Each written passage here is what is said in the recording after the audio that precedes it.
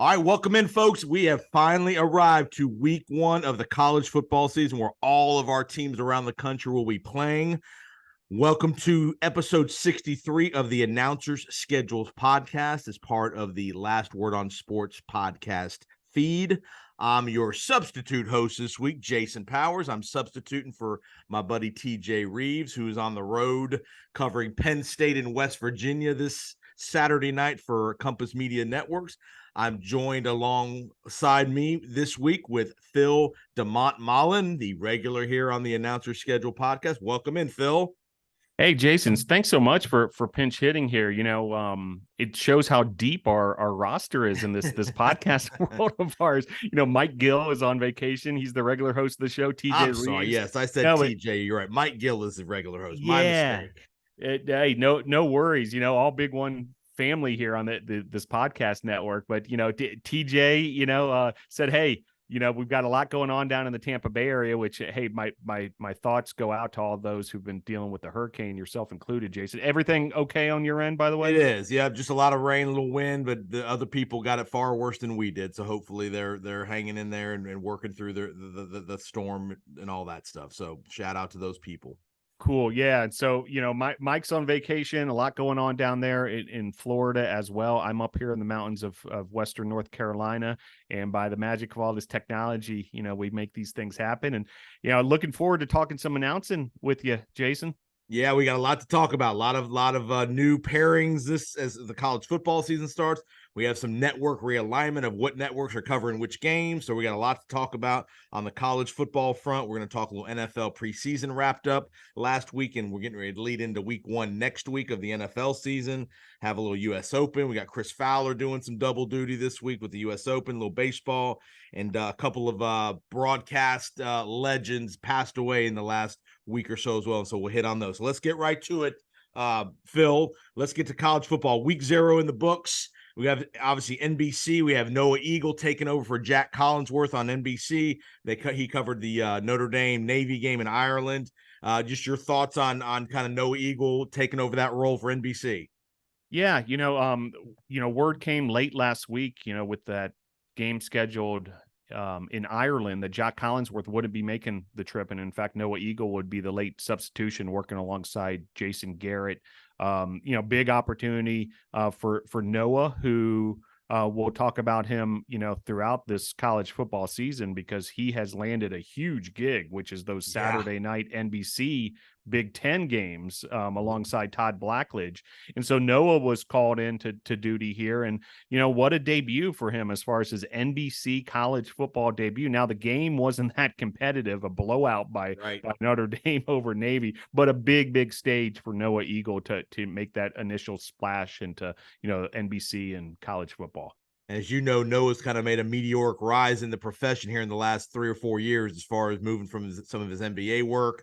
Now he had some opportunity with some college football, and now he's got the primetime gig with NBC with Todd Blackledge.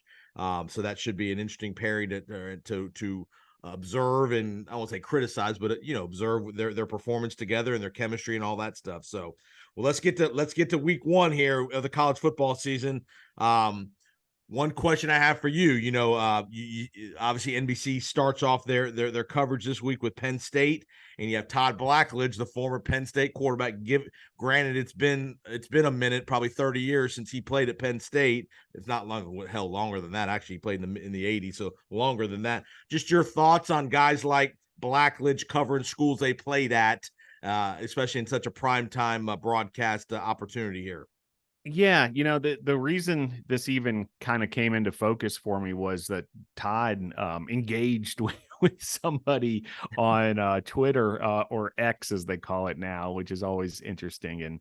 And, basically, this person, once they saw that Blackledge was calling this weekend's Penn State West Virginia game, it looks like, they were pointing out the fact that, Blackledge played for Pittsburgh. By the way, or Penn State rather, 1980 to 82. Yes, His years. yeah, I mean, should that's a know that. I long. should know that. It's a long time ago, Jason. Right? Yes. Like to be calling a guy out like this. But anyway, Blackledge is a veteran announcer. Has called all sorts of matchups, Oh yeah. including his alma mater over the years, and to claim that you should never put a alum of a school on a national broadcast to call his own team is kind of absurd in my opinion. And basically Blackledge called this guy out and raised the issue. He says, "Hey, clarify for me, is a commentator biased because he attended one of the schools, in parentheses, no matter how many years ago playing in the game,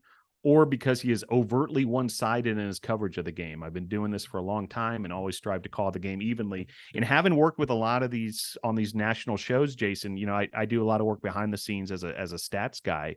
Yep. I believe that when there's a national broadcast, the announcers do everything in their power to call it evenly. They're looking for storylines. They're looking for action. They're looking for a close game. They're looking for drama for the audience. And even if you went to that school, sure, you've got to be a little more aware of, some of the things you say and kind of hold yourself back from time to time. But a guy like Blackledge, I mean, I doubt he's even rooting for Penn State that hard in his free time. I mean, maybe he is, but it's not like, that's on his mind at all. And sure, it's a cool deal for him to be able to go back to the campus he attended 40 years ago. Right. I was gonna say, watching Herb Street with ESPN's the same way with Ohio State. He always gets, he'll get some criticism from time to. I think from an announcer's perspective, it's good because he probably has access to more information from coaches. Coaches are probably more willing from Ohio State to give him a little bit more stuff about the game plan and about different guys. So Blackledge probably has a little bit of an advantage of information that other guys don't have.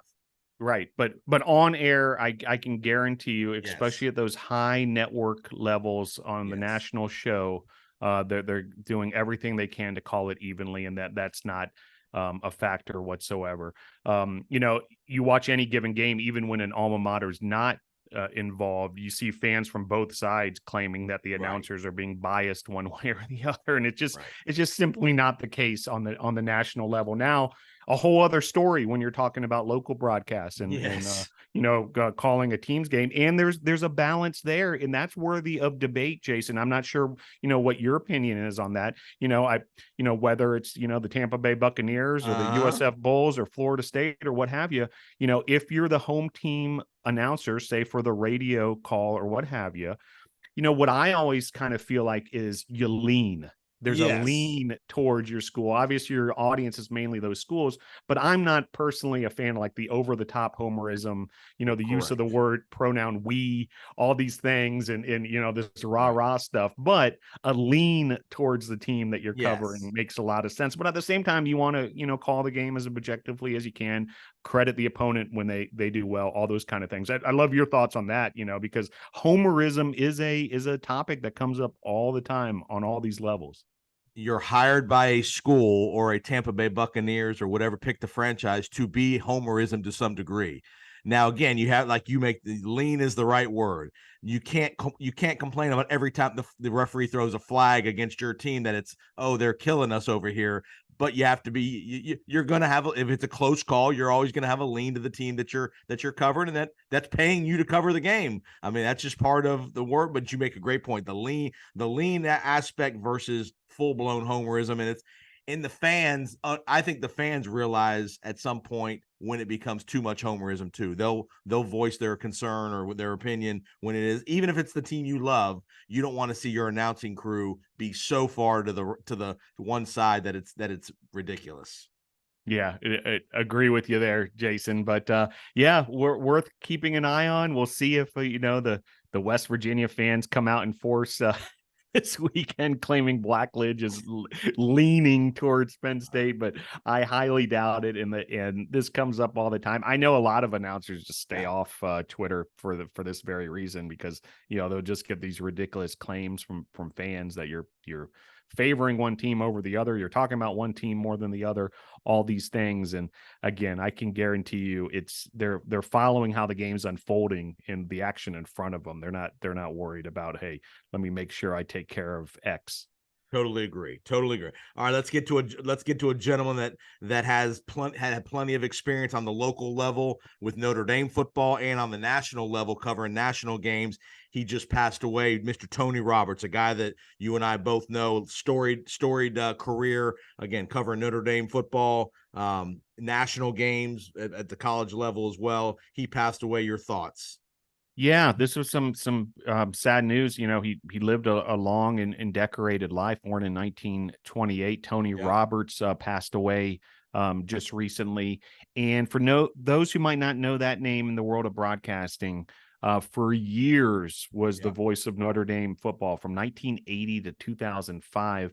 And Notre Dame radio, much like we see with Notre Dame on NBC on the TV side, this side has always had a national package, right. And so much of the country has heard Notre Dame football over the years on national airwaves, and especially when you date back, as far back as like 1980 and things like that, when there weren't, as much cable television and things like that. So a lot of folks were listening to Tony Roberts call Notre Dame football on any given Saturday, and he did it for all those years. For Westwood One Radio, for Mutual Radio, which is what basically eventually became Westwood One Radio.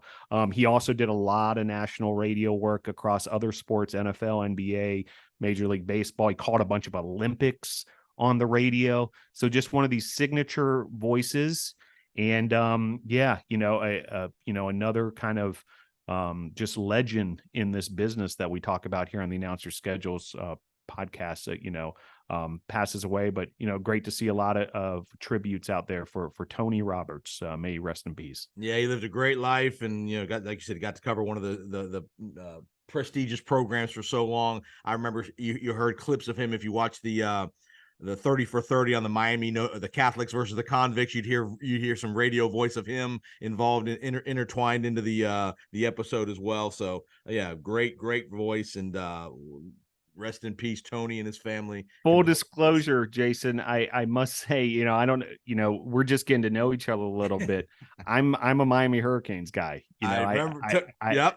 I grew up in Miami. I grew up in the 80s going to games in the Orange Bowl, including the Notre Dame rivalry. Yep. And when I was reading through like the greatest games that Roberts had called and that kind of thing, and that Catholics versus Convicts game and the Cleveland Gary fumble and all that came back into my memory. And I only had to kind of chuckle that, because, this many years later, it's, I guess I finally recovered from that day up there in South Bend. I watched that a couple weeks ago. It was on TV, and it's amazing the officiating blunders in that game. When you really, obviously in today's day and age of officiating, of down by contact and all that, how many crazy officiating calls that were so instrumental in that game, and it made that game such a great game that it was.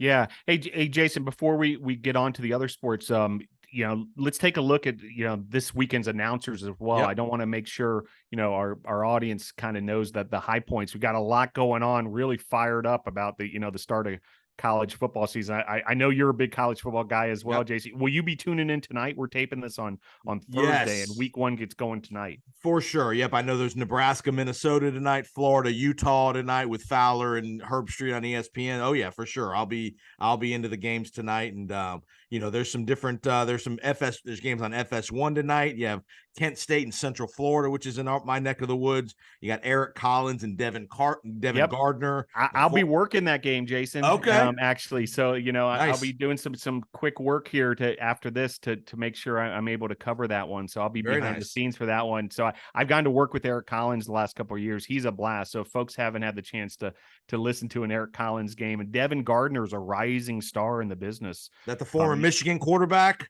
That's correct. Yep. Yep. And Yep. he was on a lot of Fox's USFL coverage, these Okay. last couple seasons, and has been continuing to rise up the ranks. He's been doing stuff up in Detroit as well, Okay. with the Pistons, with Lions preseason and that kind of stuff. So worth checking out if you're a fan of just like, sort of the announcer game. I don't know how competitive that game will be. Kent State's one of the, Right. the weaker teams in FBS, but yeah, there's that. You mentioned, the big Nebraska Minnesota game. Chance, so many followers of our podcast and the Yep. Twitter feed are fans of Gus Johnson. So there's your Yep. chance to get a good dose of Gus. And like you said, Florida, Utah. So it's kind of interesting, getting right out of the gates here with some pretty substantial matchups, some big brand names Yes. in that kind of thing. And then, And, the action continues on, from Friday through the weekend. It's just one of those weekends, at least for me, like this is probably my favorite deal, is college football. There's so many games. They're all on television one way or the other, whether it's, a streaming product or, yep. across linear television. And from the announcer standpoint, there's just so much going on. I mean, it's the perfect sport to me to sit back and just work the remote, on a Saturday afternoon. And there's so many matchups, we can hit on a few of the ones that catch each of our eyes. But yeah, Jason, I mean, I see a nod in your head. College football, it's like sort of nirvana once we finally get to this point. And the amazing part is nowadays with all the streaming services, it gives so many more opportunities to announcers to do games. ESPN Plus, whether it's, down the road, if it's going to be Apple Plus or, all the different outlets that there's opportunity for guys to get reps. You mentioned Devin Gardner, Rising Star, all these other play-by-play guys that maybe we don't know are household names that 4 or 5 years from now will probably be upper level, moved up in their package as far as what games they get to call, because there's so much more opportunity.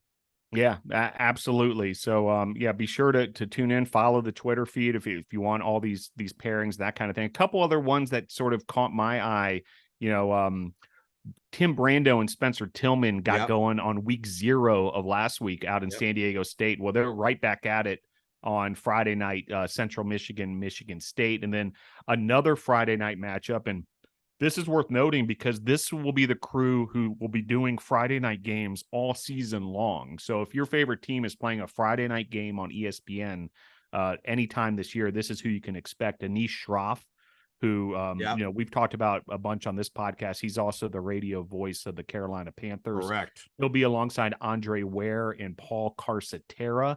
That's Louisville, Georgia Tech, out of Mercedes-Benz Stadium in Atlanta. And so, yeah, you got some action on Friday. I always love these games. Jason, I'm a little, I guess, different in this way. I'm sure there's others. I actually don't gamble, so it's not like I'm doing this for gambling purposes, but I love staying up late and watching games like Stanford, Hawaii, yes. 11 p.m. Eastern time on CBS Sports Network. Dave Ryan and Robert Turbin on the call on Friday night. Pac-12 late night. Yeah, late night stuff. And then, Saturday, we'll get the dueling college football, Saturday morning studio shows. Yep. Big noon kickoff over on Fox, and then college game day on ESPN. Do you have you checked out much of the Fox show now that it's kind of splashed onto the scene these last couple of years, Jason? Yeah, I've watched that show a little bit. Rob Stone does a good job leading that crew with Urban, and I know they replaced Reggie Bush this year with Mark Ingram. So that'll be interesting to see how that dynamic works. If Mark brings anything new to the broadcast. You got Matt Leinart. They do a good job. I'm not gonna say they don't. I wish they didn't always go to the game they were covering. I wish Fox would kind of spread their wings a little bit and maybe diversify where they go. But sort of like what Game Day does. You mean like Game Day will pick the site regardless of whether the game's on ESPN and ABC. Gotcha. Yeah, I mean, because sometimes Fox the Fox game is not a great game, unfortunately. So they're always going to be at that site, which I don't. You know better than I would why they would do that. But I wish they would diversify that a little bit, but they do a good job. I don't have any complaints about what they do. And obviously your thoughts on McAfee being a full-time member now and Stanford Steve kind of replacing Chris Felica on the Game Day broadcast. Yeah, I mean, I'm a Chris Felica guy. I'll miss him on Yep. Game Day. I thought it was a really unique element, especially the fact that he had literally risen through the ranks as the Right. the chief stats guy and researcher on that show for so many years. I'm glad he's gotten this opportunity at Fox in the meantime, because he's getting to do so much more beyond college football as Right. well. So they keep on rolling out new projects with him. As far as McAfee goes, I'm not that, big on McAfee. Like, I haven't watched him that much, and I'm not Right. like I don't tune into him intentionally and things like that. I understand how popular he is, and perhaps it's a different demographic that it's sort of hitting rather Right. than No, I'm with you. I mine. mean, there's some things that I could definitely do without with McAfee. Yeah, so we'll see, an increased presence from him, no doubt. David Pollock's no longer part of the Right. show after the ESPN layoffs. You kind of wonder, obviously, Corso, it won't last forever in terms of his presence on the show. Correct. And so is it starting to move into a whole different direction, with McAfee and that kind of thing? We'll have to see. So, but bottom line is, when you see that show come on Saturday morning, boy, it feels like we're back, Oh, right? we Like are. it's such a it's like a visceral feeling more than it is anything else. That, like, all right, here we go, college football is in the air, and that'll be the case this Saturday morning when Game Day gets going and that kind of thing. I And then think there's they're in Charlotte this week. I think for the South Carolina game. I think that's where their Yeah, Game Day is. you're correct. Yeah, they've done that once before, and so from a layout standpoint, a footprint standpoint, they've got that all covered. You got to realize, these college game days, not just a TV show, but it's this huge event. Oh, yeah. Wherever they're Oh, at. yeah. So all sorts of behind the scenes people, working to get all that done. But ton of games Saturday, ton of games. This weekend Sunday altogether. games. There's Sunday games this week with Florida State LSU Sunday night. Yeah, well, people just and what's interesting is like how the other sports, that there's not as much MLB on this weekend. Right. There's no NFL. Right. And it's like everyone clears out for college football. Yeah. So it's interesting how these last few years, in particular, college football has really claimed this Labor Day weekend as their own. And so again, like I encourage folks, keep an eye on the Twitter feed. We'll be sending out all the announcer pairings throughout the weekend. There's all sorts of new crews who are going to debut, especially on ESPN side. Not much change on the Fox side of things, but there's all sorts of new pairings on the ESPN side. There's guys making their debut all together, like, who comes to mind? Derek Mason, the former Vanderbilt coach. He's going to be part of SEC network coverage. Orlando Franklin, if you know that name, he's a sports talk host up in Denver, former NFL offensive lineman, former Miami Hurricane as well. Right. He'll be debuting as a game analyst on the ACC network. There's all sorts of new groupings. Jesse Palmer is back in the booth. He was doing studio work for years. He used to call games quite a bit. The primetime used to be the SEC primetime guy initially when they first started. Yeah, and certainly, very familiar with a microphone and camera off his experience. Right. Not to mention The Bachelor. Do people still bring that up, Jason, about him? I've heard that. Yes. Yeah. I actually think I think his wife just had a child. I think I saw that in the last couple of weeks. I think they just had a child or they announced that they're pregnant with their next child. One of the two, but something family related relative to a new addition to the family. Very cool. So congratulations to the Palmer family. Well, he's going to be teamed up all season long with Joe Tessitore and Katie George. Okay. Their first assignment's Virginia, Tennessee. Yeah. That's a neutral site game in Nashville at the Titans Stadium. Yep. And then, going down the list, you see all the names and you look forward to this weekend, all sorts of groupings. Now, this is interesting, and I'm waiting to see how much folks are going to, perhaps complain about this. Michigan, their season opener, You know, the mighty Michigan No is on Jim Peacock. Harbaugh. No Jim Harbaugh. No Jim Harbaugh, but it's on Peacock, Jason. It's not on regular television. East Carolina at Michigan, noon Eastern time. Mike Tirico on the play-by-play along with Chris Sims and Lewis Johnson. So it's an A crew. I mean, you're bringing in Tirico, the voice of NBC Sunday Night Football, but he's doing a game on Peacock, East Carolina and Michigan. I'm really curious. Some of those old school, Michigan fans, when if they're not able to be there in Ann Arbor and they're going through the dial and they're like, why can't I find my game? But sign of the times, right? And you're going to have one of those every week. Part of the Big Ten package is there's going to be a game on Peacock every week. It may not be the highest profile Big Ten game, but there's going to be a Big Ten game on every week on Peacock. And for those that don't have Peacock, and I don't have Peacock, you have to make a decision. Is it worthwhile to subscribe for the college football season? Is it not?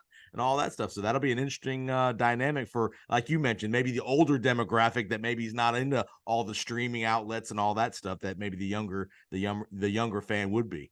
Yeah, that's right. And then, as far as the NBC properties go, Notre Dame's back in action. They're facing off against Tennessee State. By the way, I just read this. I didn't realize this. Tennessee State's head coach is Eddie George. Yes. Yes. He did some announcing over his post NFL career, but Jock Collinsworth, that is going to be out again. So no Jock Collinsworth for a second straight week. He's been under the weather. Paul Burmeister, who does a lot of radio work for NBC, and then also you see him do national work as well. He'll be filling in alongside Jason Garrett for that one. So another fill in there for Jock Collinsworth. There's some other national games at 3:30 in college football. Here's an interesting one too. That's going to be a little bit of a shock to folks system because of, for years, just being so used to seeing this crew only on SEC games. Yes. Brad Nessler, Gary Danielson, and Jenny Dell will be on Ohio State and Indiana. Yep. They're in Bloomington, Indiana. What's going on? Like they're supposed to be down in Baton Rouge or something, right? Yeah. That will be an interesting, different view if you're used to CBS 3:30 going to an SEC venue to all of a sudden see it at a Big Ten venue. That will take a little getting used to. And you're right, Nessler and Danielson, they do a great job together. They work well together. But you're right, in a Big Ten venue as opposed to the Swamp or Baton Rouge or Tuscaloosa will be a different mindset when you're a viewer of CBS at 3:30. Yeah, no doubt. Another 3:30 game Eastern time, 3:30 Eastern on ABC. Here's a new pairing. Bob Wischusen, who's a former guest of this podcast, along with RG3. RG3, obviously splashed onto the scene that, this last season or so. Big, talking about a rising property, over at ESPN. He was working in last year with Mark Jones. But because of sort of, some of the shifting around in mixing and matching and so forth, he's going to be with Wischusen all season long. And so it's the first time to see those two work together. And the beat goes on with all these college football games. Can't wait to get this stuff going.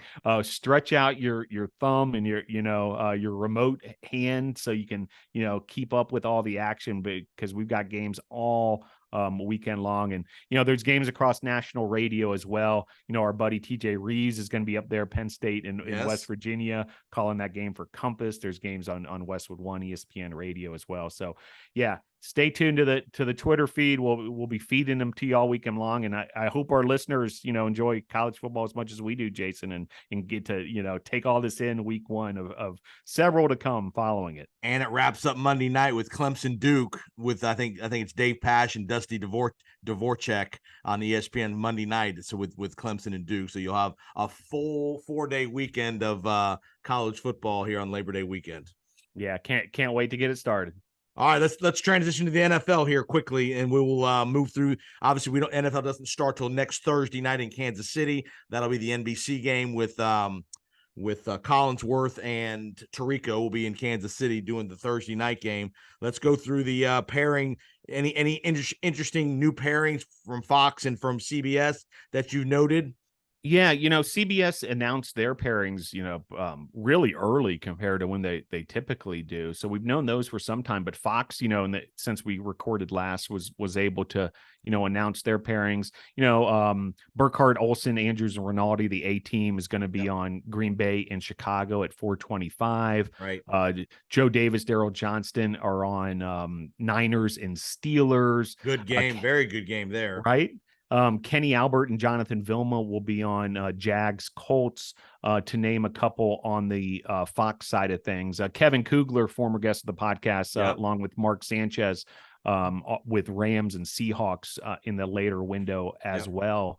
And over on CBS, in terms of week one, again, this is on Sunday, September the 10th, Ian Eagle and Charles Davis, Evan Washburn on Bengals, Browns. That game's going to get a lot of attention, right? And then Bucks Vikings, Jason, Andrew Catalon, Tiki Barber, and Matt Ryan, along with AJ Ross on the sidelines. They made their debut this past week for a Friday night preseason game on CBS, which was interesting that CBS decided to do this on Friday night. I guess it just shows the power of the NFL, able to get some ratings even for a preseason game, but they were able to get some reps together with Matt Ryan, especially the new guy. With Matt Ryan, especially, they've decided to take the approach of a 3-person booth. Andrew Catalon, who's been around a long time, able to direct traffic here. And everything I heard and saw from folks was that they liked Matt Ryan and how, he gelled with this group and what he had to say and the way Catalan was setting him up and so forth. So we'll continue to keep an eye on that pairing. It's always tricky. It's tricky with a 3-man booth compared to 2. Like you said, Catalan having to navigate the traffic and all that stuff. So it'll be interesting to see how that chemistry develops between Barber and Ryan and knowing when to talk and not talk. Yeah, and it's interesting. Like if you're management, I can understand why you would kind of think that a 3-man booth might be helpful to a newcomer, because you'd have the ability, to have the other analysts there to take some of the load off your shoulders. But then again, it might be a double-edged sword where it might actually make things trickier because of all right, who talks when and all those kind of things. Just a couple final ones, looking ahead to week one. We'll give it a full rundown next week, but Eagles Patriots is the big CBS game with Nance and Romo, and then Dolphins Chargers is the Kevin Harlan game. So hey, I know people are chomping at the bit for the NFL, so didn't want to give it its due as well. And remember, there's a Sunday night game, which will be in New York with the Giants, and then Monday nights in New York with the Jets. So with the 9/11 celebration of the weekend and all that stuff, you'll see, obviously Aikman and Buck Monday night, and then you'll see Tirico and Collinsworth again Sunday night in New York for the Giants and the Cowboys. All right, quick thought on the pretty light week in Major League Baseball. You got Braves, Dodgers, MLB Network and all that this on Thursday as well. So and with Vasgersian and Yonder Alonso on the call there. Yeah, so if you're checking us out here on Thursday when we're taping, there's a game tonight on the MLB Network that you mentioned, Braves and Dodgers. A little lighter throughout the weekend. You'll have Apple TV Plus games on Friday and a Sunday Peacock game. And then Sunday Night Baseball is Yankees Astros. Ravitch is back in the booth after being relieved for a week by Boog Shambi when Carl Ravitch was at the Little League World Series. So, Major League Baseball coming down the stretch here, but it's interesting from a programming standpoint now that you got football at the same time, how it starts to take a back seat a little bit until the playoffs. All right, quick thought on Chris Fowler doing double duty, U.S. Open, and obviously he's doing 2 college football games this weekend.